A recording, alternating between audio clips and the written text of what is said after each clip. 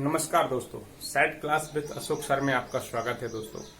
दोस्तों हम मध्य प्रदेश के वनों के बारे में चर्चा कर रहे थे और मध्य प्रदेश के वनों में हमने 2 वीडियो अपलोड हो चुके हैं। पहले वीडियो अर्थात पार्ट 1 के अंतर्गत दोस्तों हमने वनों का क्लासिफिकेशन देखा और इसके बाद पार्ट 2 के अंतर्गत हमने दोस्तों वनों के अधिनियम पर चर्चा की है दोस्तों, कि वन के लिए कौन कौन से अधिनियम और उनके संरक्षण के लिए क्या क्या प्रयास किए जा रहे हैं दोस्तों, इसके बारे में देखा। अब पार्ट 3 के अंतर्गत दोस्तों हम देखेंगे, जैसा कि टॉपिक का नाम है मध्य प्रदेश की प्रमुख वन उपज, इसके बारे में चर्चा करेंगे दोस्तों। मध्य प्रदेश की प्रमुख वन उपज के बारे में चर्चा करेंगे। इसके बाद तो दोस्तों जैसा कि मैं बता रहा हूं कि मध्य प्रदेश की वन उपज के बारे में हम देखेंगे। और वन उपज मतलब क्या होता है दोस्तों, कि जैसा कि हमने देखा कि मध्य प्रदेश वन संपदा की दृष्टि से एक महत्वपूर्ण एवं समृद्ध राज्य है। क्या है दोस्तों, मध्य प्रदेश वन संपदा की दृष्टि से एक संपन्न राज्य है और संपन्न राज्य होने के कारण मध्य प्रदेश में विभिन्न प्रकार की वन उपज पाई जाती है। उन वन उपजों के बारे में भी दोस्तों आपसे क्वेश्चन पेपर में पूछा जा सकता है, तो इसको भी हमें देखना है दोस्तों कि कौन कौन सी वन उपज है दोस्तों जो हमारे लिए इम्पोर्टेंट है। क्लियर दोस्तों, उन वन उपजों में देखेंगे दोस्तों कि जैसे अब पहली कंडीशन होती है कि वन उपज को, मध्य प्रदेश की वन उपज को 2 भागों में बांटा गया है दोस्तों। कितने भागों में बांटा गया है? एक मुख्य वन उपज, दोस्तों कौन सी बात कहेंगे, मुख्य वन उपज की बात कही गई है। दूसरी गौण वन उपज की बात कही गई। किसकी बात कही गई दोस्तों? गौण वन उपज, या गौण के रूप में दूसरा होता है, इसी का नाम लघु वन उपज। क्या होता है दोस्तों? लघु वन उपज। क्लियर दोस्तों, तो मुख्य और लघु गौण उपज के बारे में क्वेश्चन आपसे पूछ लिया जा सकता है कि मुख्य वन उपज के अंतर्गत जैसे साल सागौन के वृक्ष होते हैं, जो इमारती लकड़ी होती है दोस्तों, इसके अंतर्गत हम किसको लेते हैं दोस्तों? मुख्य वन उपज के अंतर्गत। लघु वन उपज की बात करेंगे दोस्तों, तो लघु वन उपज के अंतर्गत जैसे तेंदुपत्ता हुआ दोस्तों, बांस हुआ और इस पर आधारित कुछ बहुत सारे पौधे रहेंगे। तो लघु वन उपज में आपके बारे में सबसे ज्यादा तेंदुपत्ता की बात कही जाएगी। किसकी दोस्तों? तेंदुपत्ता और बांस। क्लियर दोस्तों, इसकी विस्तृत चर्चा करूंगा। अब 2 पार्ट में बांटा गया। पहली कंडीशन, अब दोस्तों कौन कौन से वन उपज है इसके बारे में एक टेबल से बता रहा हूं कि जैसे हम बात करें सागौन की। किसकी बात करें दोस्तों? सागौन। शाल। किसकी दोस्तों? शाल। शाल के बाद दोस्तों हम तेंदुपत्ता की बात करें। किसकी बात करें? तेंदुपत्ता। बांस दोस्तों, बांस हो गया। इसके बाद आपका दोस्तों हर्रा। इसके बाद गोंद। इसके बाद दोस्तों भिलावा।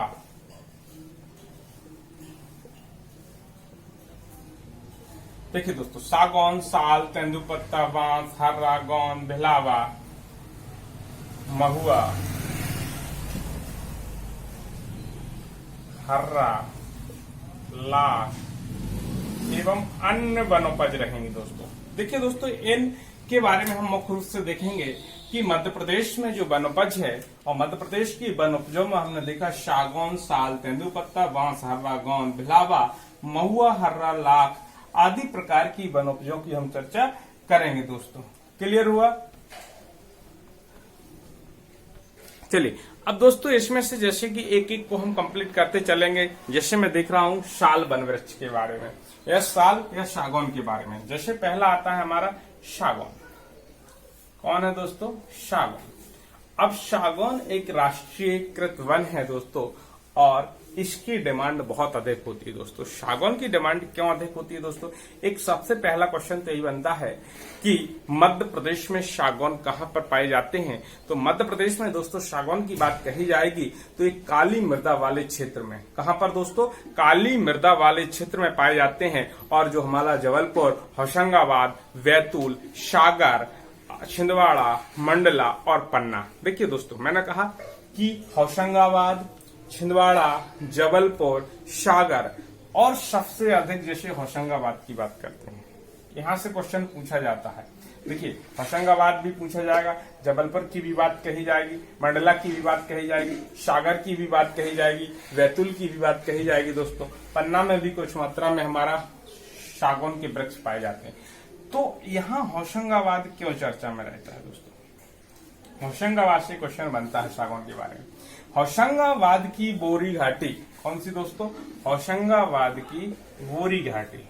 देखिए दोस्तों इसके बारे में क्वेश्चन पूछ लिया जाता है कि होशंगाबाद की बोरी घाटी है जो जहां पर सागौन के वृक्ष सबसे अधिक मोटे पाए जाते हैं और लगभग, यदि यहां से पूछ लिया जाए दोस्तों क्वेश्चन, लगभग 3.2 मीटर।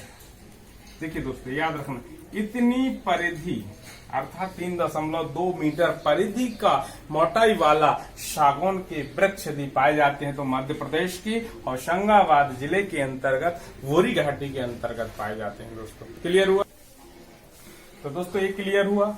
इसके बाद यहां से क्वेश्चन एक और पूछा जाता है कि मध्य प्रदेश सागौन के उत्पादन में प्रथम राज्य है और दूसरे नंबर पर यदि पूछा जाए उत्पादन में दूसरे कौन से वृक्ष हैं, तो सागौन का लगभग 19.4% भाग पर यदि आ जाना कि मध्य प्रदेश के कुल क्षेत्रफल का, किसका दोस्तों? कुल क्षेत्रफल का 19.4% भाग पर किसके बन पाए जाते हैं दोस्तों? सागौन के बन पाए जाते हैं। क्लियर हुआ दोस्तों? एक क्वेश्चन तो यहां से पूछा जा सकता है। और यदि आ जाए कि सबसे अधिक किसके वृक्ष पाए जाते हैं मध्य प्रदेश में, तो प्रथम स्थान पर सागौन है दोस्तों और सेकेंड स्थान पर अर्थात द्वितीय स्थान पर साल के वृक्ष पाए जाते हैं। दोस्तों ये क्वेश्चन भी पूछा जा सकता है आपसे कि मध्य प्रदेश में सबसे अधिक वन किसके पाए जाते हैं, तो सागौन के पाए जाते हैं और 19.4% भाग पर पाए जाते हैं। यदि हमसे यही क्वेश्चन पूछा जाए कि साल के वृक्ष, तो अभी अगला टॉपिक होगा इसमें साल के वृक्ष। क्लियर हुआ? इसका उपयोग किस लिए किया जाता है दोस्तों? यहां से क्वेश्चन पूछ लिया जाए। जो इसका उपयोग होता है इमारती लकड़ी के लिए होता है। दोस्तों ये याद रखना, इमारती लकड़ी से तो दोस्तों समझते हैं आप लोग कि इमारती लकड़ी होती क्या है। दोस्तों जो भी बिल्डिंग बने, किसी प्रकार के इमारतों के लिए उपयोग होने वाले लकड़ी के जितने भी फर्नीचर्स वगैरह होते हैं, गेट्स वगैरह बनते हैं दोस्तों, सोफा वगैरह, फर्नीचर्स वगैरह जो बनता है वो दोस्तों ज्यादातर हमारा किससे बनता है? सागौन की लकड़ी से। क्योंकि सागौन की लकड़ी में जो नक्काशी की जाती है दोस्तों बहुत अच्छी होती है और उसका कलर और उस पर जो दोस्तों पॉलिश किया जाता है बहुत अच्छा रहता है। ये मजबूत भी होती है, लेकिन इसके साथ साथ दोस्तों इसकी लाइफ बहुत अधिक होती है, अर्थात इसकी जीवन बहुत अधिक होता है, इसलिए कई वर्षों तक दोस्तों सुरक्षित और अच्छी बनी रहती है। क्लियर दोस्तों? ये तो ही बात हमने सागौन की। अब बात करूंगा दोस्तों साल वृक्ष की। तो दोस्तों अब सेकंड वनोपज के बारे में बात करेंगे, साल। दोस्तों जैसा कि साल के बारे में भी हम यदि बात करें तो साल के वृक्ष भी मध्य प्रदेश में दूसरे स्थान पर। क्लियर दोस्तों?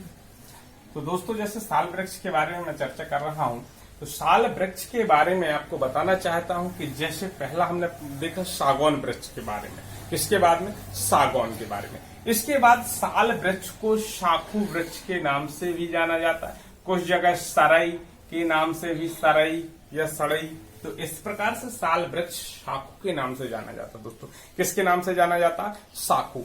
और यदि मध्य प्रदेश में इसकी बात कही जाए कि एमपी में द्वितीय स्थान पर है, द्वितीय स्थान पर है। कितने स्थान पर? द्वितीय स्थान। प्रथम नंबर पर यदि क्षेत्रफल में पूछा जाए दोस्तों सागौन। अब साल वृक्ष कितने प्रतिशत पर है दोस्तों, ये भी पूछा जा सकता है। तो जहां वहां 19.4 था और यहाँ पर दोस्तों 4.2 है, ये याद रखना दोस्तों। उसका जो 4 था तो इसको यहाँ 4.2% भाग पर किसके बन पाए जाते हैं दोस्तों? साल वृक्ष के बन पाए जाते हैं। क्लियर हुआ दोस्तों? वहां पर बात की थी मैंने काली मृदा का। यदि यहाँ पूछी जाती लाल पीली मृदा के क्षेत्र में यदि आ जाए किस प्रकार की मृदा में पाए जाते हैं साल वृक्ष, तो लाल पीली मृदा के क्षेत्र में पाए जाते हैं दोस्तों। और इसके जिले भी पूछे जाएं आपके तो मंडला, डिंडोरी। क्लियर दोस्तों? तो मंडला, डिंडोरी, होशंगाबाद मुख्य रूप से तो याद रखना है, मंडला, डिंडोरी और होशंगाबाद। देखिए दोस्तों ये क्लियर हुआ। इस प्रकार के से कौन से वन पाए जाते हैं? साल वृक्ष पाए जाते हैं। एक क्वेश्चन बनेगा। इसके बाद दूसरा क्वेश्चन ये भी बनेगा, जैसे कि सागौन के बारे में दोस्तों एक चीज छोड़ गया हूं कि वो पर्णपाती वन होते हैं। किस प्रकार के वन थे दोस्तों? सागौन के वन होते हैं जो पर्णपाती अर्थात उष्णकटिबंधीय पर्णपाती प्रकार के वन होते हैं। यदि साल वृक्ष की बात करते हैं दोस्तों तो उष्णकटिबंधीय आर्द्र पर्णपाती वन कहलाते हैं। कौन से कहलाते हैं दोस्तों? आर्द्र पर्णपाती वन। इसकी उष्णकटिबंधीय पर्णपाती वन के अंतर्गत भी मैं चर्चा कर चुका हूं दोस्तों यहाँ भी। तो यदि आपसे पूछा जाए साल किस प्रकार के वन है तो उष्णकटिबंधीय। और इसके लिए वर्षा कितनी होती है दोस्तों? इसके लिए मैंने बतलाई थी 100 से 150 सेंटीमीटर वर्षा। यहाँ पर दोस्तों 75 से लेकर 100 सेंटीमीटर वर्षा या इससे अधिक वर्षा वाले क्षेत्र में दोस्तों किस प्रकार के वन पाए जाते हैं? साल वृक्ष पाए जाते हैं। अब ये क्यों प्रसिद्ध है दोस्तों? ये अपनी जो साल वृक्ष की लकड़ी होती है मजबूती और प्रत्यास्थता, यदि आ जाए कि मजबूती और प्रत्यास्थता के लिए सबसे अच्छी लकड़ी कौन सी होती है दोस्तों? प्रत्यास्थता के लिए वो साल वृक्ष की लकड़ी होती है। मतलब इसमें बहुत अधिक मजबूत होती है दोस्तों। और इसी कारण से इसका उपयोग, क्वेश्चन पूछ लिया जाए कि साल वृक्ष का उपयोग किस लिए किया जाता है तो इमारती लकड़ी के लिए किया जाता है दोस्तों। और सेकंड क्वेश्चन जो सबसे ज्यादा पूछा जाता है कि रेलवे स्लीपर किससे बनाए जाते हैं दोस्तों? ये क्वेश्चन पूछा जाता है। तो रेलवे स्लीपर दोस्तों किससे बनाए जाते हैं? वो भी आपके साल वृक्ष से बनाए जाते हैं। और इसका यदि कारखाना दोस्तों मध्य प्रदेश में बुधनी में है दोस्तों। कहां पर है? बुधनी। तो याद रखना। यहां से क्वेश्चन कई बार पेपर में पूछा जाता, चाहे एमपीपीएससी हो या एमपी व्यापम के द्वारा आयोजित कोई भी एग्जाम होता है दोस्तों, तो यहाँ से क्वेश्चन पेपर में पूछा जाता है। क्लियर हुआ दोस्तों?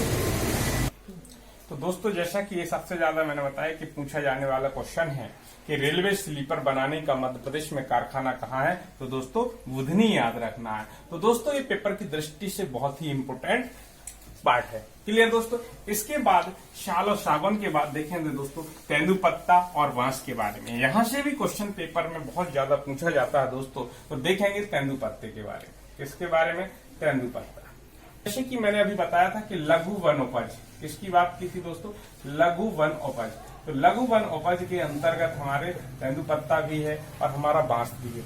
तो यदि हम बात करें मध्य प्रदेश के मानचित्र में कि इस तेंदुपत्ते का क्षेत्रफल सबसे ज्यादा अर्थात तेंदुपत्ता का क्षेत्र कहाँ कहाँ, तो दोस्तों आपको सा देखिए दोस्तों शा और जा। यदि आप सा भी याद रख लेंगे दोस्तों तो सीधी देखिए दोस्तों सागर के बाद शहडोल की भी बात करें और सीधी की भी बात करें और जबलपुर की भी बात करें। देखिए दोस्तों इस प्रकार से आपको इसके जिले याद हो जाए क्योंकि जो तेंदुपत्ता वाला क्षेत्र है मध्य प्रदेश के किन जिलों में है दोस्तों? तो सागर, शहडोल, सीधी, जबलपुर, इसके अलावा पन्ना, दमोह का क्षेत्र भी दोस्तों हमारा तेंदुपत्ता उत्पादन क्षेत्र के अंतर्गत आता है। अब यदि यहाँ पर बात की जाए दोस्तों तेंदुपत्ते के बारे में, तो मैंने कहा कि लघु वन उपज के रूप में यदि बात करें तो देश में अर्थात मध्य प्रदेश का ये तेंदुपत्ता जो है हमारा कि 1/5 हिस्सा राजस्व के रूप में केवल हम किससे प्राप्त होता है मध्य प्रदेश शासन को? तो दोस्तों ये यदि आपसे पूछ लिया जाए कि तेंदुपत्ता से राजस्व में कितना हिस्सा प्राप्त होता है, तो दोस्तों मात्र अकेले तेंदुपत्ते से 1/5 राजस्व के रूप में प्राप्त होता है। क्लियर? जो वन उपज के रूप में बात कर रहा हूं। क्लियर? इसके बाद हमारा सेकंड नंबर पर भी आपसे पूछा जाए तो बांस का होता है। किसका होता है दोस्तों? बांस के रूप में होता है।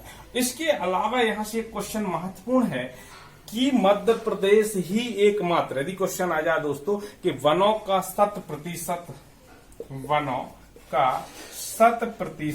देखिए दोस्तों वनों का 100% राष्ट्रीयकरण करने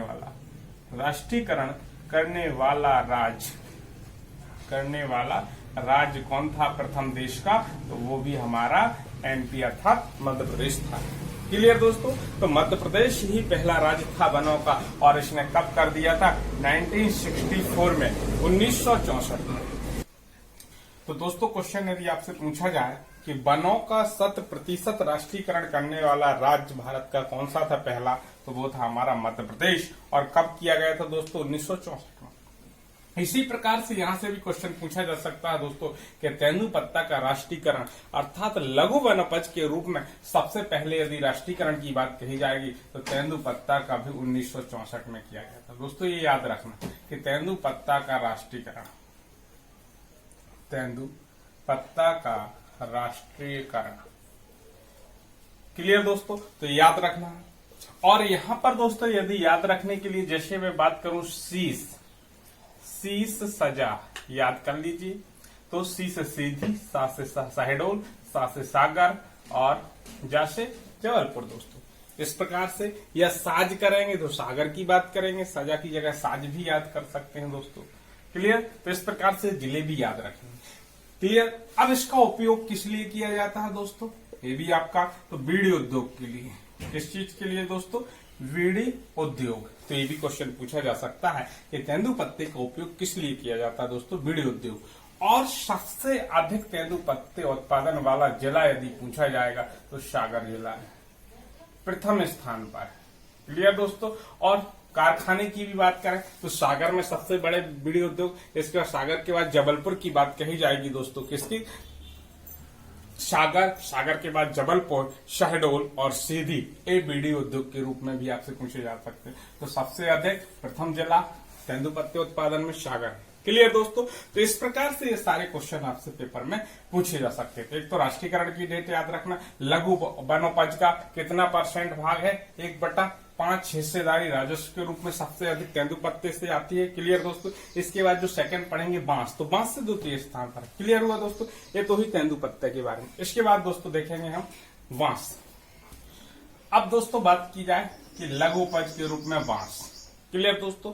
अब बांस के बारे में भी जैसा कि मैंने देखा कि मध्य प्रदेश में बांस, तो बांस का लघु वनोपज के रूप में द्वितीय स्थान है, लघु वन उपज के रूप में द्वितीय स्थान पर, राजस्व के रूप में कितने स्थान पर है, राजस्व के रूप में द्वितीय स्थान पर है, क्लियर दोस्तों। एक क्वेश्चन ये पूछा जा सकता है।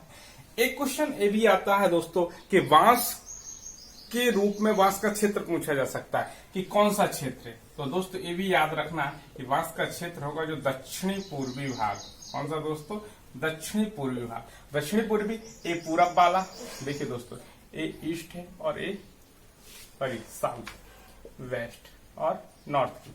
तो ए वाला जो क्षेत्र रहेगा, अर्थात ए वाला जो क्षेत्र रहेगा दोस्तों नीचे का, ए बेल्ट सबसे अधिक किसके लिए दोस्तों जानी जाती है, बांस के लिए जानी जाती है। तो दक्षिण पूर्वी भाग के रूप में भी पूछा जाए तो बांस का उत्पादन होता। अब यहां से यदि आप बात करें तो शहडोल, अनूपपुर की बात करें, बालाघाट की बात करें, होशंगाबाद की बात करें दोस्तों, खंडवा की बात करें दोस्तों, इसके बाद बुरहानपुर। इस प्रकार से दोस्तों ये जिले क्या कहलाएंगे, शहडोल, अनूपपुर, बालाघाट, मंडला, होशंगाबाद, खंडवा, एक कैसे दोस्तों क्षेत्र है, बांस उत्पादित क्षेत्र है। इसके अलावा भी सभी क्षेत्रों में बांस का प्लांटेशन किया जाता है दोस्तों, लेकिन मुख्य रूप से यहाँ पर बांस प्रयोग किया जाता है। अब दोस्तों यहाँ पर एक क्वेश्चन पूछा जाता है कि देश में सबसे अधिक बांस का उत्पादन किस राज्य में किया जाता है। तो देश में सबसे अधिक उत्पादन कहां पर किया जाता है बांस का, मध्य प्रदेश में किया जाता है, और लगभग 50 लाख टन। कितना दोस्तों, 50 लाख टन। ये भी याद रखना है कि लगभग 50 लाख टन बांस का उत्पादन प्रति वर्ष होता है। कितना होता है दोस्तों, प्रति वर्ष लगभग 50 लाख टन। ये भी पूछा जाता है। बांस का उपयोग किस चीज के लिए किया जाता है दोस्तों, ये भी आ जाता है कि बांस का उपयोग, सीधा सीधा उपयोग आपसे पूछा जाएगा, और उपयोग होता है कागज बनाने में। किस चीज के लिए दोस्तों किया जाता है, कागज। अब कागज पर किया जाता तो दोस्तों कागज के उद्योग भी आपसे पूछे जा सकते हैं कि कागज के मध्य प्रदेश में उद्योग कौन कौन से। जैसे दोस्तों सबसे पहला कागज उद्योग है नेपानगर कागज उद्योग। कौन सा दोस्तों है, नेपानगर। और भारत मध्य प्रदेश में सबसे पहले यदि नेपानगर की बात करी जाए 1956 में, और नेपानगर है कहाँ दोस्तों, बुरहानपुर में है, क्लियर दोस्तों। जिसको हम क्या बोलते हैं, national newsprint and paper mill, क्या बोलते हैं, national newsprint and paper mill के रूप में देखा जाता है। दूसरी हम अमलाई पेपर मिल की भी बात करते हैं। अमलाई पेपर मिल दोस्तों कहां पर है, अनूपपुर में है और ये ओरिएंटेड पेपर मिल के नाम से जानी जाती है। अमलाई पेपर मिल किस नाम से जानी जाती है दोस्तों, ओरिएंटेड पेपर मिल के नाम से जानी जाती है और अनूपपुर जिले के अंदर, पहले शहडोल के अंतर्गत था, शहडोल से पृथक होने के बाद दोस्तों ये अनूपपुर जिले के अंतर्गत आ गया। क्लियर हुआ दोस्तों। इसमें यह भी पूछा जाता है कि ये निजी क्षेत्र का है, किसका है दोस्तों, निजी क्षेत्र का है और बिड़ला कंपनी के द्वारा इसको स्थापित किया गया था दोस्तों। इसके बाद होशंगाबाद अर्थात सिक्योरिटी पेपर मिल होशंगाबाद की बात करते हैं। 1968 में सिक्योरिटी पेपर मिल की स्थापना की गई थी होशंगाबाद में। फिर दोस्तों एक आता है कि करेंसी पेपर मिल अर्थात बैंक नोट प्रेस की भी बात की जाती है। ये देवास में है, कहां पर है दोस्तों, देवास में 1974 में इसकी स्थापना की गई थी। इसके बाद टिश्यू पेपर मिल की बात की जाती है, जिसकी दोस्तों टिश्यू पेपर मिल, और जो टिश्यू पेपर मिल अर्थात ये कहां पर है, डॉक्टर अंबेडकर नगर महू इंदौर में है। इसे महीन कागज पेपर मिल के नाम से भी जानते हैं। क्लियर दोस्तों। इस प्रकार से 5 मिलों के बारे में दोस्तों आपको पेपर तो नाम लिख दे रहा हूं दोस्तों। नेपानगर, नेपानगर के बाद अमलाई, फिर सिक्योरिटी पेपर मिल, देखिए दोस्तों नेपानगर को मैंने बताया नेशनल न्यूज प्रिंट पेपर मिल अर्थात अखबारी कागज पेपर मिल भी पूछ, इसको हिंदी में क्या बोलते हैं, अखबारी कागज मिल। ये भी पेपर में पूछ लिया जाता है कि अखबारी कागज पर या national newsprint and paper mill के रूप में, और ये कहां पर है, नेपानगर, और ये किस जिले के अंतर्गत है, बुरहानपुर में है। कहां है दोस्तों, बुरहानपुर। डेट भी आपको 1956 में। क्लियर दोस्तों। इसके बाद अमलाई पेपर मिल, अमलाई पेपर मिल को तो दोस्तों अमलाई पेपर मिल, अमलाई कहां पर है दोस्तों, इसको भी याद रखना है, अनूपपुर जिले में। कहां पर है दोस्तों, अनूपपुर जिले के अंतर्गत है। इसको किस नाम से जाना जाता है दोस्तों, ओरिएंट पेपर मिल। किस नाम से जाना जाता है, ओरिएंट पेपर मिल। दोस्तों याद रखना है, पेपर मिल, ये भी पूछा जाता है। क्लियर दोस्तों। और ये किस कंपनी के द्वारा है दोस्तों, ये भी आपको याद रखना है, बिड़ला कंपनी के द्वारा है और निजी क्षेत्र की है दोस्तों। किस क्षेत्र की है, निजी क्षेत्र की। यदि कागज पेपर मिल पूछी जाती है तो दोस्तों ये है। फिर सिक्योरिटी पेपर मिल दोस्तों कहां पर है, होशंगाबाद में। कहां पर है दोस्तों, होशंगाबाद। इसके दोस्तों आपको बैंक नोट प्रेस, क्या बात की जाती है, बैंक नोट प्रेस, ये भी पूछा जाता है। अर्थात करेंसी पेपर मिल के बारे में भी पूछा जा सकता है दोस्तों। ये कहां है दोस्तों, देवास में है। कब की है, 1974 में है दोस्तों। ये भी सिक्योरिटी पेपर मिल भी दोस्तों आपसे पूछी जा सकती है। होशंगाबाद की 1968 की बात है। कहां पर दोस्तों, 1968 में स्थापना। 1956, 1968, 1974 ये बिड़ला कंपनी के द्वारा है दोस्तों। इसके बाद यदि आपसे लास्ट पूछी जाती है दोस्तों टिश्यू पेपर मिल, किसकी बात आती है, यहां दोस्तों नहीं दिखेगा, इसको मैं 5वें नंबर को टिश्यू पेपर मिल, टिश्यू पेपर मिल या महीन कागज पेपर मिल के रूप में भी जानते हैं। ये कहां पर है, डॉक्टर अंबेडकर नगर महू इंदौर जिला यदि पूछा जाएगा कहां है दोस्तों, इंदौर। तो ये कागज पर आधारित मध्य प्रदेश के प्रमुख उद्योग हैं। यहां से हमेशा पेपर में दोस्तों क्वेश्चन पूछा जाता है, बहुत ही इंपोर्टेंट है। ये क्लियर हुआ दोस्तों। इसके बाद दोस्तों ये भी पूछा जा सकता है आपसे पेपर में कि बांस का राष्ट्रीयकरण, वहां मैंने बताया था कि तेंदुपत्ता के राष्ट्रीयकरण दोस्तों 1964 में किया गया। यदि बांस के राष्ट्रीयकरण की बात कही जाए तो इसकी बांस का राष्ट्रीयकरण कब किया गया, 1974 में किया गया था। कब किया गया था दोस्तों, 1974 में। उसी समय बैंक नोट प्रेस की भी स्थापना देवास में की गई थी। क्लियर हुआ दोस्तों। इसके बाद एक क्वेश्चन और पूछा जाएगा दोस्तों, हाल ही में कुछ समय में 2016-17 दोस्तों ये डेट याद रखना कि 2016-17 के दौरान भोपाल जिले के अंतर्गत, किसके अंतर्गत दोस्तों, भोपाल के लाहौरपुर, कौन सा दोस्तों, याद रखना, भोपाल के लाहौरपुर में एक इकोलॉजी पार्क बनाया गया था। कौन सा, लाहौरपुर, याद रखना दोस्तों, लाहौरपुर में इकोलॉजिकल पार्क।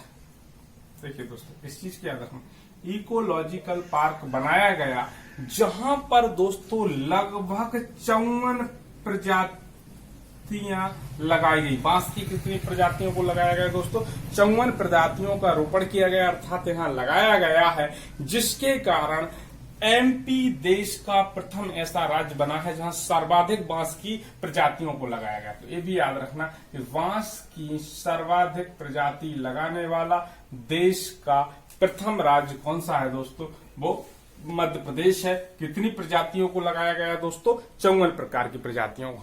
क्लियर दोस्तों। एक क्वेश्चन लास्ट और पूछा जा सकता है कि वर्ष 2017-18 में, कब दोस्तों, 2017-18 में इंदौर में, तो इंदौर जिले में दोस्तों यदि आ जाए कि 2017-18 में इंदौर में प्रदेश का, दोस्तों याद रखना, इंदौर में प्रदेश का बांस उत्पादन विक्री शोरूम, दोस्तों क्या खोला गया है, शोरूम खोला गया है। तो यदि आपसे पूछा जाए दोस्तों कि वर्ष 2017-18 में मध्य प्रदेश के इंदौर जिले में देश का प्रथम उत्पादन विक्री का प्रथम सरकारी शोरूम खोला गया, क्या खोला गया, सरकारी शोरूम खोला गया है। तो ये भी आपसे पेपर में पूछा जा सकता है। तो दोस्तों इस प्रकार से, और ये भी पूछा जाए कि देश में बांस उत्पादन में मध्य प्रदेश का कौन सा स्थान है दोस्तों, तो सेकंड स्थान है। ये भी याद रखना, देश में मध्य प्रदेश का बांस उत्पादन में कौन सा स्थान है, सेकंड स्थान है। इसके बाद दोस्तों हम देखेंगे भिलावा। तो दोस्तों अब हम देखेंगे भिलावा के बारे में। तो दोस्तों भिलावा वृक्ष के बारे में बहुत सिंपल है दोस्तों। यहाँ से आ जाता है कि मध्य प्रदेश में भिलावा वृक्ष सर्वाधिक कहाँ पाए जाते हैं दोस्तों, तो याद रखना है छिंदवाड़ा में। कहाँ पर पाए जाते हैं दोस्तों, छिंदवाड़ा। ये बहुत महत्वपूर्ण है कि भिलावा वृक्ष मध्य प्रदेश के छिंदवाड़ा जिले में सर्वाधिक मात्रा में पाए जाते हैं और ये बहुउपयोगी वृक्ष है, ये याद रखना, बहुउपयोगी वृक्ष है। अब बहुउपयोगी क्यों है दोस्तों, ये भी पूछा जा सकता है कि इसका उपयोग किस लिए किया जाता है भिलावा वृक्ष का। तो दोस्तों याद रखना है, स्याही बनाने में, पेंट बनाने में, औषधि के रूप में। किस किस के लिए दोस्तों किया जाता है कि भिलावा वृक्ष का उपयोग स्याही, पेंट और औषधि बनाने में किया जाता है। क्लियर दोस्तों। यहाँ से केवल यही 2 क्वेश्चन पूछे जाते हैं कि सर्वाधिक भिलावा वृक्ष कहाँ पाए जाते हैं मध्य प्रदेश में, छिंदवाड़ा जिले के अंतर्गत। इसके अलावा छोटे छोटे कुछ मात्रा में दोस्तों इस बेल्ट में पाए जाते हैं, लेकिन मुख्य रूप से इसका उपयोग किस लिए किया जाता है, स्याही, पेंट और औषधि में। फिर आता है दोस्तों एक खैर वृक्ष आता है। क्या, खैर वृक्ष। ये दोस्तों बहुत इंपोर्टेंट है कि खैर वृक्ष मध्य प्रदेश के किस क्षेत्र में। तो देखो ऊपर वाली बेल्ट में सबसे ज्यादा कभी मुरैना, शिवपुरी, श्योपुर, ये वाला जो बेल्ट है दोस्तों इसमें पाया जाता है, और फिर नीचे जबलपुर, उमरिया वाले भाग में। तो देखिए दोस्तों, मुरैना की बात करें, शिवपुरी की बात करें, गुना की बात करें दोस्तों, फिर उमरिया की बात करें, इन जिलों में कौन से पाए जाते हैं दोस्तों, खैर। तो याद रखिए, मुरैना, शिवपुरी, गुना, अशोकनगर का भी पार्ट हो जाएगा दोस्तों, उमरिया, जबलपुर। देखिए दोस्तों, तो इन जिलों में दोस्तों क्या पाया जाता है, खैर। क्लियर, ये भी याद रखना दोस्तों। इसके अलावा दोस्तों पेपर में आपसे ये भी पूछा जा सकता है कि खैर का उपयोग किस लिए किया जाता है। देखिए सबसे इंपोर्टेंट है उपयोग, पेपर में यही पूछा जाएगा, जिले नहीं पूछे जाते। उपयोग होता है दोस्तों कत्था बनाने में। क्या बनाने में दोस्तों, कत्था बनाने में। महत्वपूर्ण क्वेश्चन कि खैर का उपयोग किस लिए किया जाता है दोस्तों, कत्था बनाने में किया जाता है। क्षेत्र मुरैना, शिवपुरी, गुना, जबलपुर, उमरिया वाले भाग में दोस्तों होता है। और अब बात आती है कि कत्था बनाने के कारखाने कहाँ कहाँ पर है दोस्तों। ये 2 बहुत महत्वपूर्ण है। एक है शिवपुरी, कहाँ है दोस्तों, शिवपुरी, और बानमौर, मुरैना, बानमौर, मुरैना। दोस्तों याद रखना, यदि आ जाए कि कत्था बनाने के कारखाने मध्य प्रदेश में कहाँ कहाँ पर है दोस्तों, तो शिवपुरी में है और बानमौर, मुरैना में। एक कारखाने भी आपसे पेपर में पूछे जा सकते हैं। क्लियर हुआ दोस्तों। इसी प्रकार से लाख का उपयोग भी पूछा जा सकता है दोस्तों। यहाँ देख लीजिए, लाख का उपयोग किस चीज के लिए किया जाता है, यही भी बहुउपयोगी होता है। जैसे सबसे ज्यादा आता है चूड़ी उद्योग के लिए। किस चीज के लिए, चूड़ी, सौंदर्य प्रसाधन, ये आ जाता है, सौंदर्य प्रसाधन के लिए होता है। औषधि के रूप में भी इसका उपयोग किया जाता है। क्लियर दोस्तों। तो ये आपसे कई बार पेपर में पूछा जा सकता है। प्रिंटिंग में भी इसका प्रयोग किया जाता है। किस चीज के लिए किया जाता है दोस्तों, प्रिंटिंग के लिए किया जाता है। तो उपयोग हो जाएगा। अब लाख बनता कैसे दोस्तों, एक क्वेश्चन बहुत इंपोर्टेंट है, पेपर में पूछा जा सकता है कि लाख का उपयोग किस चीज के लिए किया जाता है दोस्तों। तो लाख के लिए कीट होता है दोस्तों, मादा लाख कीट।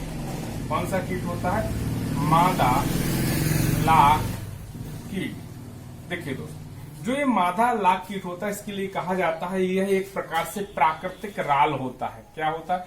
प्राकृतिक राल इसको बोला जाता है कि जो लाख होती है एक प्रकार का प्राकृतिक राल होता है और इसमें मादा लाख कीट के पालन किया जाता है और इनके द्वारा जो खेती की जाती है दोस्तों, पलाश हुआ, अरहर हुआ, बबूल हुआ और इसके अलावा कुसुम हुआ, बेरी हुई, इन पर इस मादा लाख कीट के द्वारा जब क्या किया जाता है दोस्तों कि लेसीफेरा लैक्का, याद रखना, लेसीफेरा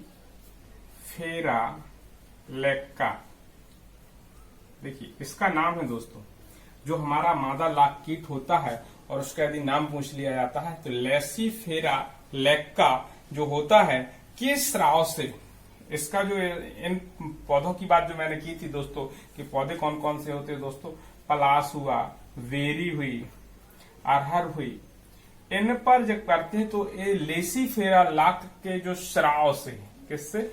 स्राव से किसका निर्माण होता है दोस्तों? लाख। किसका होता है दोस्तों? लाख के बारे में पूछा जाता है। क्लियर हुआ दोस्तों? लाख बनाने का सरकारी कारखाना भी आपसे पूछा जा सकता है कि लाख बनाने का सरकारी कारखाना कहाँ पर है दोस्तों? तो ये बहुत इंपोर्टेंट है और ये उमरिया में है। कहाँ पर है दोस्तों? उमरिया में, उमरिया जिले में लाख बनाने का सरकारी कारखाना उमरिया। क्लियर हुआ दोस्तों? इसके बाद हर्रे के बारे में भी आपने देखा होगा दोस्तों, हर्रे का उपयोग किस लिए किया जाता है? ये भी औषधि के लिए किया जाता है। किसके लिए? अब हर्रे का उपयोग यदि आपसे पूछा जाएगा दोस्तों तो हर्रे का उपयोग किया जाता है औषधि के रूप में। किस चीज के लिए? औषधि। और औषधि के साथ ही चर्म शोधन, ये दो इंपोर्टेंट चीजें पूछ ली जाती हैं कि चर्म शोधन में किसका उपयोग किया जाता है या औषधि, तो हर्रे का उपयोग किया जाता है। क्लियर हुआ दोस्तों? और स्याही पेंट में भी इसका उपयोग किया जाता है, बहुत सारा उपयोग किया जाता है। तो हर्रे के बारे में, और हर्रे का क्षेत्र भी दोस्तों ये नीचे वाला छिंदवाड़ा, बालाघाट, मंडला, यहाँ पर दोस्तों हर्रे का उत्पादन किया जाता है। क्लियर हुआ दोस्तों? इसके बाद हम गोंद के बारे में देखेंगे दोस्तों। अब दोस्तों बात आती है गोंद के बारे में। अब गोंद होती क्या है दोस्तों? यदि नॉर्मल पूछा जाए कि गोंद का उत्पादन कहाँ से किया जाता है तो दोस्तों मध्य प्रदेश के कई प्रजाति के वनों से गोंद प्राप्त की जाती है। तो एक से नहीं दोस्तों, तो ये भी आता है गोंद कई प्रजाति के वृक्षों से, कई प्रजाति के वृक्षों से गोंद प्राप्त की जाती है। क्लियर? और गोंद को दोस्तों तीन भागों में बांटा गया। एक अरेबिक गोंद की बात कही गई, एक कुल्लू गोंद होती है और तीसरी सलई गोंद के रूप में होती है। किसके रूप में दोस्तों? तो यदि आपसे पूछा जाए कि गोंद है, गोंद को कितने भागों में बांटा गया, मतलब अरेबिक गोंद, कुल्लू गोंद और सलई गोंद के बारे में जाना जाता है। क्लियर दोस्तों? और यदि इन तीन के बारे में पूछा जाए तो अरेबिक गोंद दोस्तों बबूल, किससे प्राप्त की जाती है दोस्तों? बबूल से प्राप्त की जाती है। क्लियर हुआ दोस्तों? और बबूल गोंद के बारे में भी ये पूछ लिया जाए कि इसका उपयोग किस किस चीज के लिए किया जाता है? अधिकांशतः मिठाई बनाने या खाने के लिए दिया जाए, मिठाई बनाने या खाने के लिए किसकी गोंद का उपयोग किया जाता है दोस्तों? का प्रयोग किया जाता है। किस गोंद का प्रयोग किया जाता है? अरेबिक गोंद। कुल्लू गोंद क्या कहलाती है दोस्तों? इसके बारे में भी पूछा जाता है। कॉफी एवं पेस्ट्री बनाने में, कॉफी एवं पेस्ट्री बनाने में कुल्लू गोंद का प्रयोग किया जाता है और इसका ज्यादातर अधिकांश भाग विदेशों को निर्यात कर दिया जाता है। विदेशों को क्या कर दिया जाता है दोस्तों? निर्यात कर दिया जाता है। तो ये बात याद रखना। अरेबिक गोंद बबूल से बनाई जाती है जो मिठाई के लिए उपयोगी होती है और खाने के लिए उपयोगी होती है, और जो कुल्लू गोंद होती है दोस्तों कॉफी और पेस्ट्री के लिए प्रयोग की जाती है और अधिकांशतः इसका क्या कर दिया जाता है दोस्तों? विदेशों को निर्यात कर दिया जाता है दोस्तों। इसके बाद दोस्तों तीसरे प्रकार की गोंद होती है सलई गोंद, और इसका प्रयोग मुख्यतः, तो दोस्तों तीसरा मैंने कहा सलई गोंद, और सलई गोंद किसके रूप में होती है? सुगंध के रूप में। सुगंध हुआ, पेंट हुआ या वार्निशों में किया जाता है। किसके लिए? वार्निशों में। तो ये दोस्तों तीनों इंपोर्टेंट है कि गोंद के कितने प्रकार के, अर्थात कितनी श्रेणियों में बांटा गया? 3 श्रेणियों में बांटा गया। अरेबिक गोंद के रूप में, कुल्लू गोंद के रूप में, सलई गोंद के रूप में। क्लियर हुआ दोस्तों? और दोस्तों यदि इसका क्षेत्र भी पूछ लिया जाए मुख्य रूप से कहाँ है, तो दोस्तों ये क्षेत्र भी याद रखना है आपको। मध्य प्रदेश का ग्वालियर, बैतूल और खंडवा वनवृत्त। कौन सा दोस्तों? खंडवा वनवृत्त। ये चीजें याद रखनी। तो गोंद के बारे में 3 भाग में मैंने बांट के बताया। कई प्रजाति के वृक्षों से भी गोंद का उत्पादन किया जाता है। और क्षेत्र की बात कही जाएगी दोस्तों तो ग्वालियर, बैतूल और खंडवा वनवृत्त के अंतर्गत आता है। तो दोस्तों इसके बाद हम बात करें महुआ की। किसके बारे में दोस्तों? महुआ।